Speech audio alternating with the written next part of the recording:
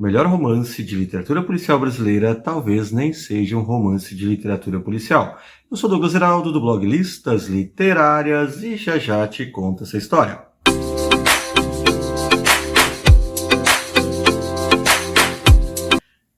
Miguel e os Demônios, publicado em 2009 pela Companhia das Letras, é o segundo livro de Lourenço Mutarelli pela editora. E aqui, mais uma vez, Mutarelli sempre brincando, jogando com a multiplicidade e a diversidade de gêneros literários, nos trazendo aquelas histórias que acabam sempre lembrando as mesmas do Mutarelli, mas também tão diferentes uma das outras. Eu tenho certeza que o vídeo de hoje vale o seu like, o seu joinha e a inscrição aqui no nosso canal, porque vamos mergulhar na noite paulistana e na vida íntima de um policial bastante peculiar da literatura policial brasileira. Mas a gente pode começar discutindo e se questionando a própria ideia de literatura policial ou deste livro ser ou não um romance policial.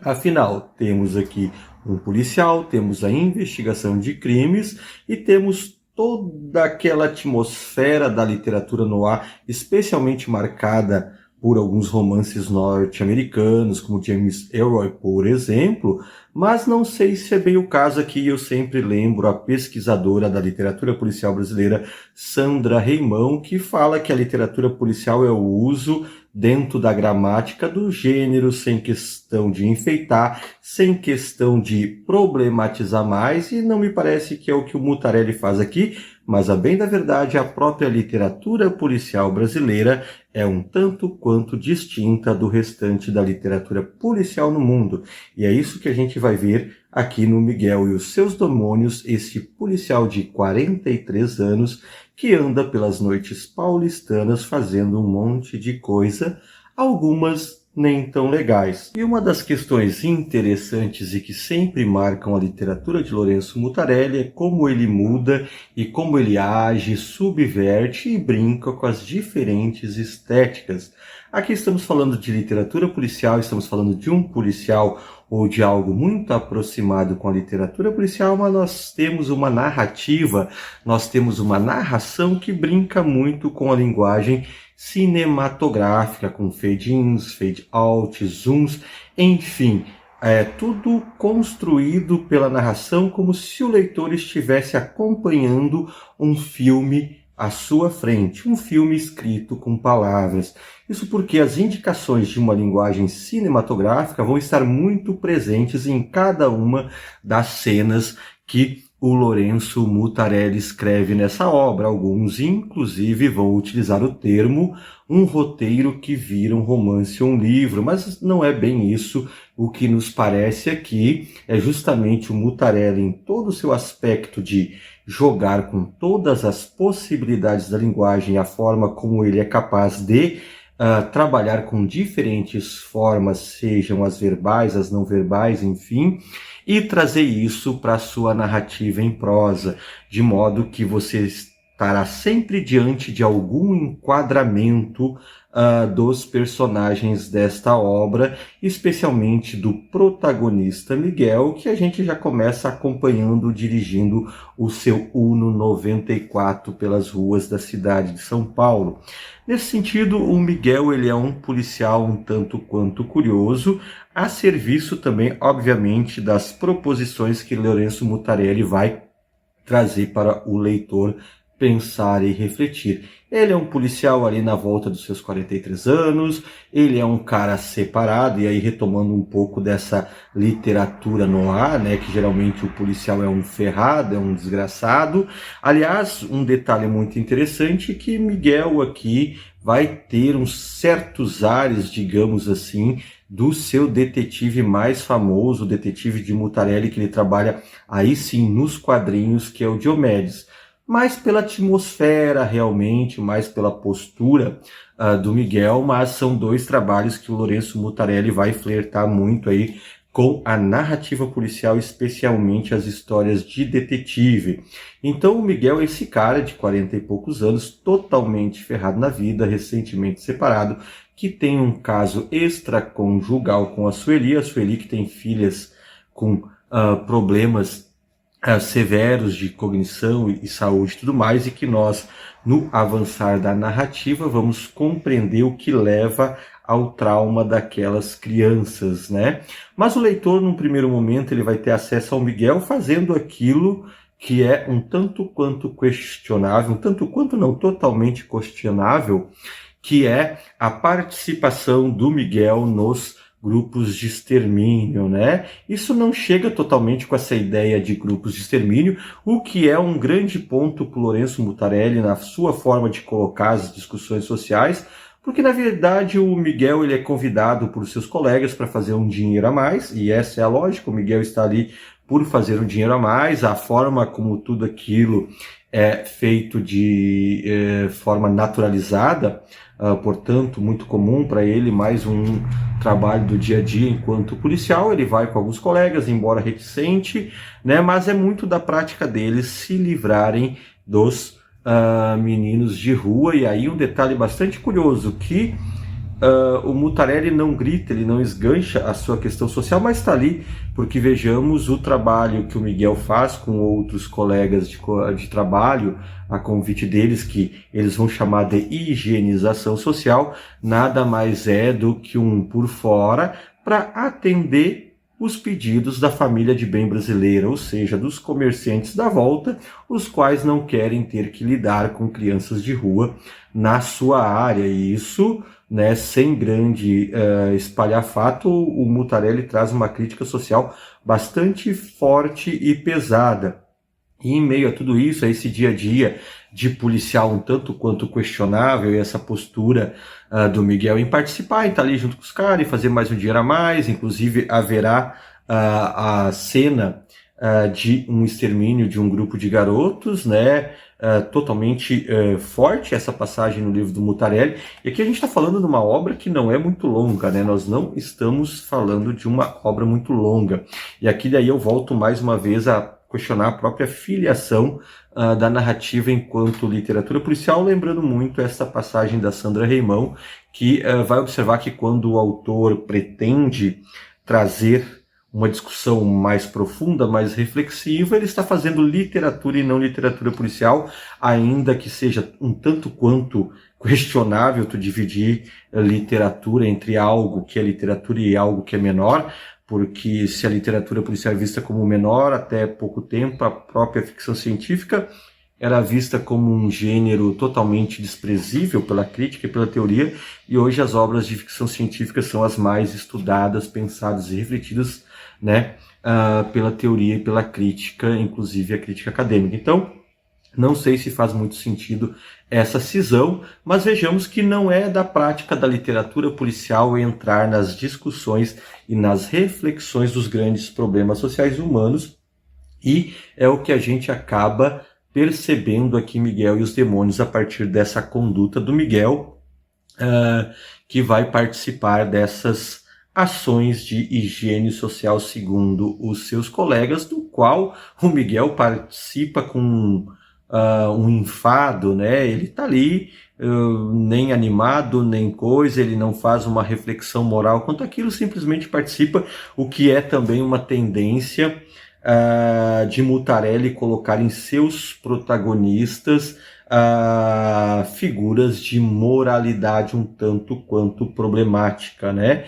E aí eu sempre reforço, não como concordância a essa moralidade, mas uma forma que o Lourenço Mutarelli encontra justamente de colocar o problema diante do leitor e de fazer o leitor refletir sobre aquilo e dificilmente a gente concordar, ainda que no final aqui tem uma passagem muito relevante do Miguel e os Demônios, que aí ela é mais assustadora, que ali muitas vezes de um conceito arcaico de justiça nós vamos ter uma certa tendência a concordar com o Miguel na última cena desta narrativa mesclada com a linguagem visual. Mas a grande questão mesmo, a grande mudança que vai ocorrer no dia a dia do Miguel enquanto policial é a ocorrência de um determinado crime que o leva a um inferninho paulistano, né? Aliás, a questão do inferno aqui será muito relevante, mais uma vez, como toda obra do Mutarelli. Ele vai questionar quem é Deus, quem é o diabo, onde está o bem e onde está o mal, diante de uma dificuldade de balançar estas duas coisas, né? E é justamente nesse inferninho, numa cena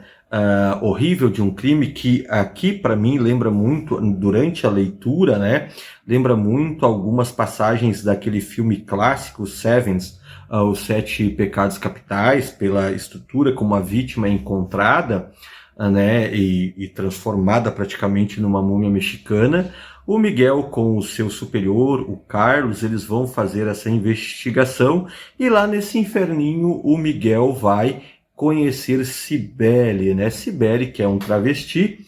ao qual o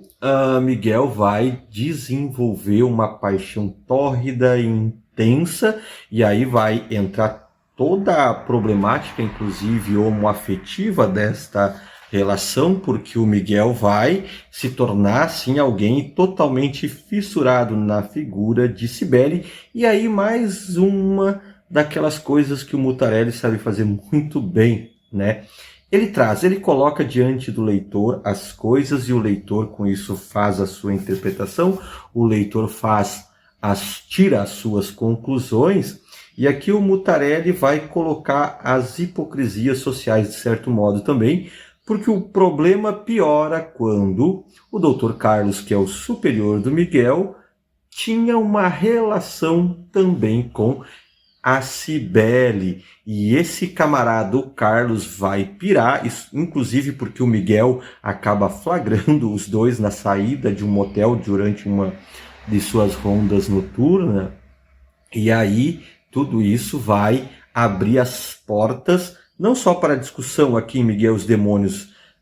dessa coisa muito importante ao Mutarelli, que é a demonologia, a questão do diabo, né? Mas há uma noção que é bastante cara a toda a literatura do Lourenço Mutarelli, que é observar as coisas tudo ao contrário, né? Então, Lúcifer aqui, deste romance, aparece tão mais forte do que em alguns outros, como no Cheiro do Ralo, que tem a questão do diabo, que virá de volta depois, especialmente lá no Filho Mais Velho de Deus. E o que acaba ocorrendo aqui, portanto, é que o Miguel acaba se envolvendo numa teoria de conspiração que vai trazer simbologias egípcias, mexicanas, seitas antigas, né, ritualísticas, e vai adentrar muito a questão dessa mitologia demoníaca, ao qual,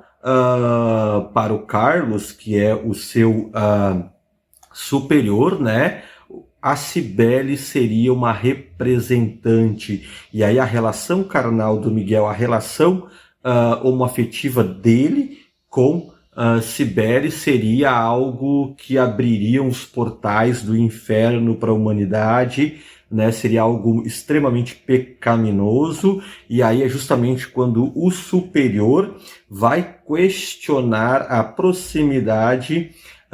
de Miguel com Lúcifer, com o diabo, né? Então, aqui é puro suco de Lourenço Mutarelli. Diabo, alguma porta de entrada para a Idade Média, a questão das simbologias e essa questão especialmente da imaginação de ver tudo ao contrário, que inclusive no Livro dos Mortos de 2022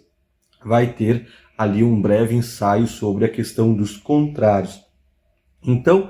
em grande síntese, a narrativa do Miguel, embora ele queira resolver os assassinatos e haja essa investigação, a obra é muito mais relacionada com a natureza do bem e do mal do que propriamente uma investigação criminal, né? Inclusive, dentro aqui, estamos na página 60, tem um detalhe que eles estão conversando, né? E que vai se colocar essa possível natureza do diabo como um agente de Deus, e sendo isso que seria o mal, né? E aí o Carlos vai colocar também que diabo também é Deus. Então tem todas essas discussões que o Mutarelli faz dessa relação entre Deus e o diabo, e especialmente essa natureza do que seria o bem e o mal, e isso vai culminar justamente na última cena do romance. Porque até que eu falei para vocês tudo isso, que o Miguel, muitas das cenas são, isso é num período natalino, inclusive, né? Isso há uma cena carregada de melancolia, carregada, e que inclusive contrasta bastante com o momento e a passagem do qual ela ocorre, que é aquele período natalino. Então, uma cena carregada de melancolia no qual o Miguel vai até a casa da Sueli, e lá estão as crianças têm uma que morde e come a parede, e aí ele aos pouquinhos, a grande investigação por fim e ao cabo, talvez seja essa, de o que leva aquela criança a ter essa postura, esse comportamento de comer o reboco da parede. E aí é que essa natureza do bem ou do mal, e aí essa ida para os conceitos arcaicos de justiça, é que em algum momento, e assustadoramente, muitas vezes o leitor vai pactuar e até vai concordar com o desfecho do Miguel no romance, porque não há aqueles momentos tão linear, a obra é linear por si só, né, dizendo isso, mas o que eu quero dizer, não há aquele grande conflito que se resolve e se explica. A narrativa aqui é mesmo uma espécie de filme noir, do qual a gente vai acompanhando esse policial ferrado, com essas aventuras todas que ele passa a ter, seja no romance tórrido com a Cibele, do qual ele também fica um pouco perturbado, seja na sua relação com o pai, seja na relação com a Sueli, ou das práticas dele de higienização social, que ele vai com os caras lá por participar e por faturar uma mais. Mas aqui a grande potência, e aí o que vem ao final, é quando desta relação com o Sueli ele descobre a relação do que houve ali com as meninas dela, e aí a gente vai entrar na própria lógica do abuso infantil e tudo mais, e aí ao final, quando a gente vê, Mutarelli já é clássico para mim, então se você não quer seguir agora, não siga, mas vem muito spoiler ali, mas ocorre que quando o Miguel está cavando a tumba de quem perpetrou aquele grande mal ali, dificilmente o leitor consegue, não vou dizer discordar, mas o leitor compreende aquela justiça brutal e primitiva a qual o Miguel acaba encerrando a narrativa, porque depois de descobrir justamente o que ocorre, o que leva uma das meninas da Sueli a comer o próprio reboco da parede, ele entra aí em uma nova caçada, né? Uma caçada que vai pegar este abusador, né? Que vai colocá-lo numa cova para o seu próprio fim. Então Mutarelli, embora ele tenha aqui toda uma nuance de literatura policial, embora ele seja uma narrativa, e por isso talvez das melhores narrativas policiais da literatura brasileira, ele propõe muito mais do que meramente um jogo de detetive ao leitor, porque em suas páginas, além de tudo aquilo que já é caro ao Lourenço Mutarelli, ele também traz aí reflexões das nossas estruturas sociais, dos comportamentos humanos, e esta carga forte naturalista muito presente, que faz da obra, a despeito de ser curta e de ser uma leitura extremamente voraz pelo leitor, inclusive auxiliada por o uso dessa linguagem cinematográfica, o uso do sépia, das cores, do zoom, faz essa aqui uma das obras mais interessantes de Lourenço Mutarelli. Acho que talvez ainda uma das que é menos estudada na bibliografia do autor, mas sem dúvida alguma uma das mais impactantes e uma das mais fortes visualmente, e aí converge tudo também para esse uso da linguagem cinematográfica aqui.